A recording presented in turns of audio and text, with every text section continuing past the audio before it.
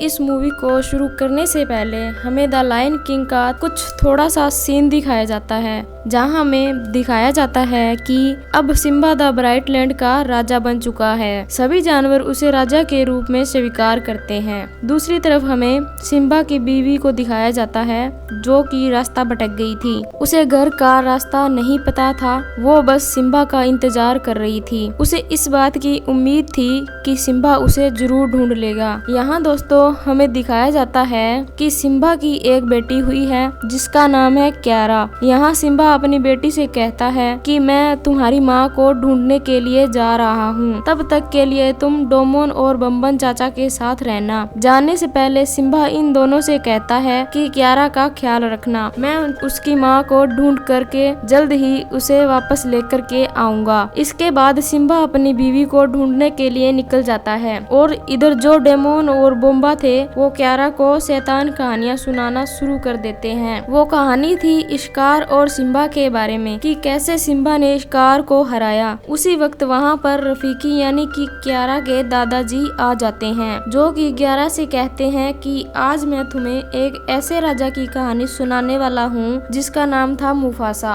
वैसे तो वो आवारा था, लेकिन एक दिन वो सबका मसीहा बन गया। अब दोस्तों रफीकी की कहानी सुनाने वाला है और अब मुफासा की कहानी शुरू होने वाली है, जहाँ हमें दिखाया जाता है कि लगभग कई सालों से वर्षा न होने के कारण सूखा पड़ गया था। सभी जानवर प्यास से तिलमिला रहे थे। यहाँ हमें मुफासा और उसके माता पिता को दिखाया जाता है। मुफासा अपनी माँ से पूछता है कि उस रोशनी के पास क्या है। उसकी माँ कहती है कि उस जगह का नाम है मिलेले और हम एक दिन उस जगह पर जरूर जाएंगे। उसी वक्त आसमान में काले बादल छा जाते हैं, बरसात होने लगती है। नदी में कम पानी होने के कारण सभी जानवर उस नदी में खेल कूद रहे होते हैं। उनमें मुफासा भी मस्ती कर रहा होता है। तभी वहाँ पर बाढ़ आ जाती है। सभी जानवर नदी से बाहर निकल जाते हैं, लेकिन मुफासा अभी बच्चा था, वह पानी से निकल नहीं पा रहा था। उसके पिता उसे बचाने की बहुत कोशिश करते हैं, लेकिन भीषण बाढ़ के कारण वह उसे बचा नहीं पाते हैं और बाढ़ का पानी उसे बहा ले जाता है और एक लंबी नदी से जा मिला और मुफासा को अपने माता पिता से बहुत दूर ले गया, एक बिल्कुल अनजान जगह पर। वहाँ उसे एक शेर का बच्चा मिलता है जिसका नाम है टाका। वह उस इलाके के राजा का बेटा होता है जिसका नाम है ओबासी। टाका मुफासा से कहता है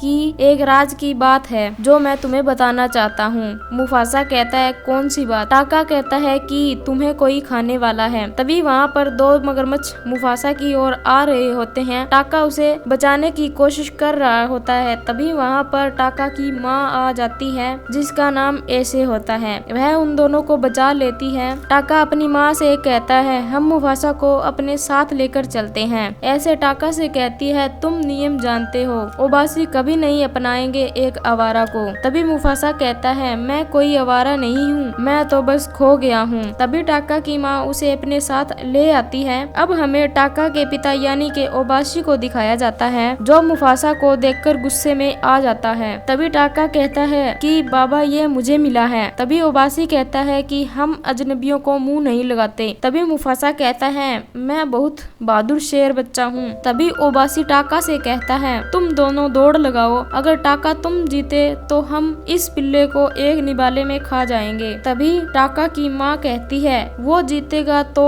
वो जिएगा। तो ओबासी कहता है ठीक है। वह दोनों दौड़ लगाते हैं और यहाँ मुफासा थका हुआ होता है। तभी टाका कहता है तुझे एक और राज की बात बताऊं, मुझे हमेशा से एक भाई चाहिए था। तभी टाका अपनी रफ्तार धीमी कर लेता है और मुफासा यह रेस जीत जाता है। अब यह दोनों साथ रहने लगते हैं। तभी ओबासी टाका से कहता है कि एक दिन वह तुम्हें धोखा देगा। तभी टाका कहता है मुफासा ऐसा नहीं है, वह मेरा भाई है। तभी एक दिन ऐसे माँ मुफासा को शिकार करना सिखा रही थी और टाका उन्हें छिप कर देख रहा होता है और उधर वह एक बड़े खतरे से घिरे हुए होते हैं। हैं। उन्हें इस खतरे के बारे में कुछ पता नहीं होता है। टाका को ऐसे माँ देख लेती है और ऐसे माँ पर 2 सफेद रंग के शेर हमला कर देते हैं। टाका उन्हें देखकर भाग जाता है। टाका की माँ उसे फिर से देख लेती है। मुफासा उन शेरों से लड़ता है और उनमें से एक शेर को मार देता है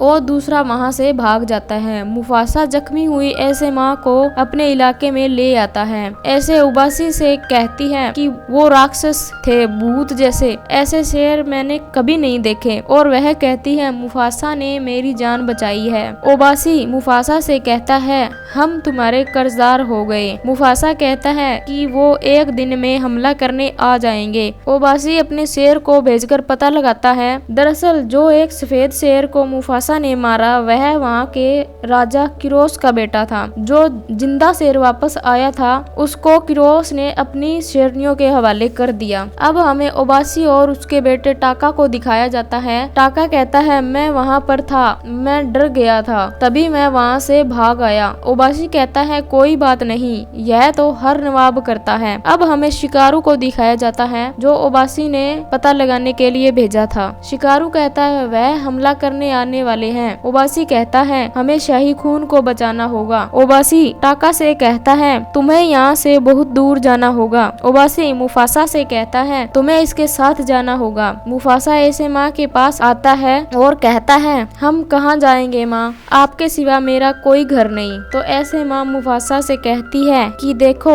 उस ओर रोशनी के पास, नदियों के पार, गहरी काली घाटियों के परे एक हरी भरी कोरो भूमि है जिसे मिलेले कहते हैं। तो मुफासा कहता है कि माँ बाबा अक्सर मिलेले के बारे में बताया करते थे। टाका भी अपनी माँ से माफी मांगता है। तभी उसकी माँ कहती है तुम्हें भी बहादुरी दिखाने का मौका मिलेगा। वह दोनों वहाँ से चले जाते हैं। अब हमें सफेद शेरों के झुंड को दिखाया जाता है जो ओबासी के इलाके में पहुँच जाते हैं। किरोस ओबासी से कहता है जहाँ तक सूरज की रोशनी जाती है वहाँ तक मेरा राज है। किरोस और उसकी शेरनियां मुफासा और टाका के पीछे लग जाते हैं और उन्हें चारों तरफ से घेर लेते हैं। तभी टाका मुफासा को लेकर पानी में कूद जाता है। वह दोनों बच जाते हैं। अब रात हो जाती है। वह दोनों बहुत भूखे होते हैं। वह दोनों एक जंगल में शिकार करने के लिए जा रहे होते हैं। तभी वहाँ पर उन्हें एक शेरनी मिलती है जिसका नाम है शराबी, जिसका एक अंगरक्षक भी है, उसका नाम है साजू और वह जासूसी का काम करता है। अब हमें बानरों के एक झुंड को दिखाया जाता है जिसमें एक रफीकी नाम का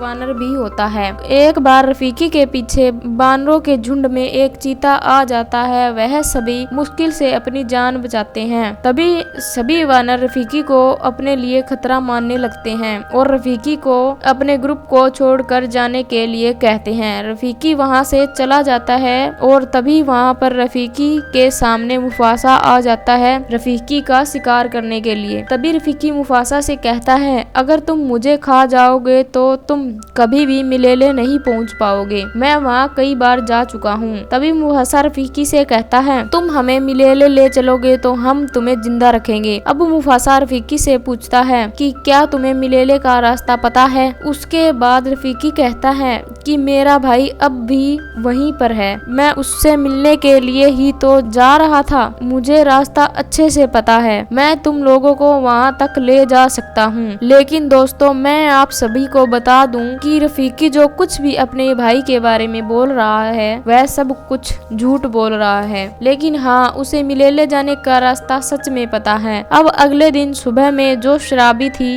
वह हवे को महसूस करती है, जिसके बाद उसे पता चलता है कि सफेद शेर अब भी उनका पीछा कर रहे हैं, इसलिए वो सभी लोगों को चलने के लिए कहती है। अब सभी लोग आगे थे और इस दौरान जो टाका था वो मुफासा से कहता है कि मुझे शराबी बहुत अच्छी लगने लगी है, उसके जैसा मुझे और कोई नहीं मिलेगा, उसके सामने आते ही मैं सब कुछ भूल जाता हूँ। मुझे यह बताओ कि बात आगे कैसे बढ़ेगी, मैं उसके आगे जाके कैसे बात करूँ। जिसके बाद मुफासा कहता है कि जब वो पास से गुजर रही थी उसके शरीर में से फूलों की खुशबू आ रही थी। इसका मतलब है कि वो जहाँ पर रहती है वहाँ पर चारों तरफ फूल ही फूल है। यह सुनने के बाद टाका फौरन शराबी के पास जाता है और उससे बात करने लगता है। जब वो शराबी से कहता है कि तुम्हारे शरीर में से फूलों की खुशबू काफी अच्छी आ रही है। शराबी काफी आश्चर्य हो जाती है। वैसे मुफासा ने एक फूल का नाम भी लिया था। उस फूल का नाम सुनने की वजह से ही शराबी आश्चर्य होती है। खैर, अब थोड़ा आगे जाने के बाद उन लोगों को ढेर सारे हाथियों का झुंड दिखाई देता है। उसी वक्त मुफासा देखता है कि सफेद शेर इनके बहुत करीब आ गए हैं। आश्चर्य की बात ये थी, जिस इलाके को इन लोगों ने नीचे से पार किया उसे सफेद शेर छलांग लगा के मिनटों में पार कर लेते हैं। वे शेर इनके बहुत करीब आ गए थे और उनसे बचने के लिए इन्हें कुछ तो जुगाड़ करना होगा। शराबी भागते हुए पेड़ के ऊपर जाती है और मधुमक्खी के छत्ते को नीचे गिरा देती है। छत्ते के नीचे गिरते ही हाथी तिलमिलाने लगते हैं। हाथियों का झुंड भागना शुरू करता है और इसी वजह से सफेद शेर डायरेक्ट हमला नहीं कर पाते हैं। इस बीच शराबी पेड़ की टहनी से लटकी हुई थी, लेकिन टहनी टूटने की वजह से वो नीचे हाथियों के झुंड में गिर जाती है। मुफासा भागते हुए शराबी के पास जाता है, उसे वो साइड में करता है, उसकी जान बचाता है। हाथियों के झुंड का काफिला काफी जोरदार था और